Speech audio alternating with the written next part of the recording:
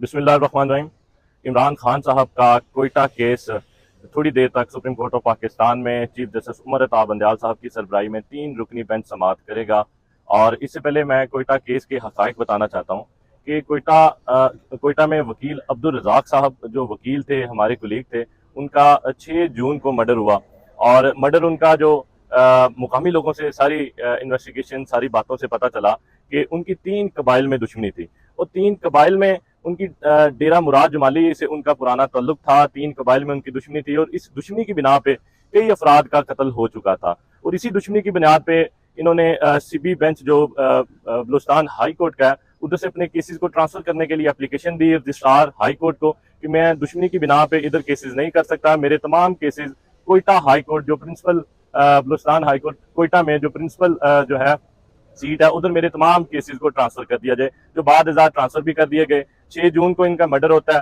Prime minister जो ex prime minister है शहबाज शरीफ, उनके मशीर अतात तारड़ साहब 6 जून को जब अभी उनकी लास्ट ट्रॉमा सेंटर कोयटा में पड़ी हुई थी तो 2 बजे के करीब इधर उन्होंने प्रेस कॉन्फ्रेंस की और उस सारी प्रेस कॉन्फ्रेंस में इमरान खान साहब को इस कत्ल के इल्जाम लगाना शुरू कर दिए।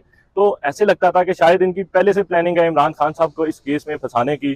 कत्ल के कुछ दिन बाद जो वकील साहब हैं, उनकी दूसरी बीवी ने प्रेस कॉन्फ्रेंस की मुकामी तौर पे डेरा मुराद जमाली में कि मेरे जो खामद हैं उनको मेरी ही अपनी फैमिली ने कत्ल किया है।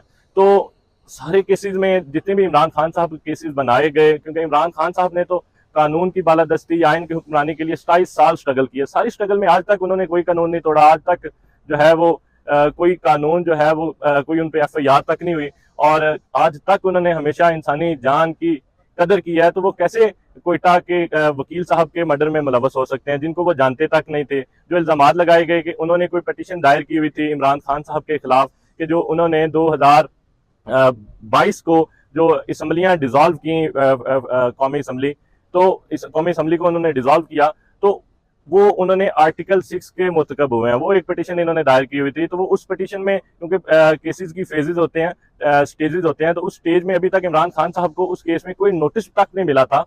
तो उनको इस केस में फंसाना सरासर एक बिल्कुल ज्यादती थी कि सारे केसेस जो 200 के करीब बना दिए गए वो झूठे, फर्जी और बेबुनियाद केसेस थे। उसी तरह एक कोयटा में जो खानदानी दुश्मनी की वजह से वकील साहब मर्डर हुए, वो भी केस इमरान खान साहब पर बना दिया गया। तो हमें इस मुल्क की सबसे बड़ी अदालत सुप्रीम कोर्ट ऑफ पाकिस्तान से उम्मीद है कि इस केस में जो देखें, मुअज़्ज़ज़ अदालतें भी जानती होती हैं हकाइक क्या है। तो हकाइक में जब उनको पता चलता है कि इमरान खान साहब इस सारे मामलात में बेगुनाह है, तो वो फिर मेरिट पे फैसला करती हैं। हमें अदालतों से उम्मीद है कि इस मामले में इंसाफ करेंगे इमरान खान साहब के साथ और उनको बेगुनाह जो है वो करार दिया जाएगा। दूसरा मैं आपको बताऊं कि हमारा जो तोशाखाना केस जो कल सुप्रीम कोर्ट ऑफ पाकिस्तान में भी उसकी हियरिंग थी, आज जो है 12 बजे इस्लामाबाद हाई कोर्ट में लगा हुआ है। और उसके बाद 2 बजे जो है supreme court of Pakistan Umar Ata Bandial साहब की सरबराही में 3 रुकनी बेंच उसमें समाअत करेगा। तो तोशाखाना केस के हवाले से हमें उम्मीद है कि इंसाफ के तकाजे पूरे किए जाएंगे और इमरान खान साहब की इस केस में जमानत होगी। फिर मैं आपको बताऊं कि जो केसेस जिनमें इमरान खान साहब को की जमानतें खारिज की गई हैं, उन केसेस में हमने प्रोटेक्शन के लिए एप्लीकेशन पटिशन जो है वो दायर कर दी है सुप्रीम कोर्ट ऑफ पाकिस्तान में। हमें उम्मीद है कि हमने जो इस्तदा की हुई है कि इमरान खान साहब की गैर कानूनी गिरफ्तारी के बाद एक ऐसा केस जो बोगस केस बना के उसको 5 अगस्त को जल्दी और उजलत में फैसला दे दिया गया और इमरान खान साहब को अटक जेल में बंद कर दिया गया। तो उसके बाद जितनी जमानतें उनकी खारिज हुई हैं अदालतों से, तो हमने प्रोटेक्शन मांगी है कि उसमें इमरान खान साहब को किसी केस में गिरफ्तारी से रोका जाए। तो हमें इंसाफ की उम्मीद है। इंशाल्लाह आज का दिन बहुत जो है वो अहम दिन है। इंशाल्लाह हमें उम्मीद है कि हक और सच के फैसले होंगे।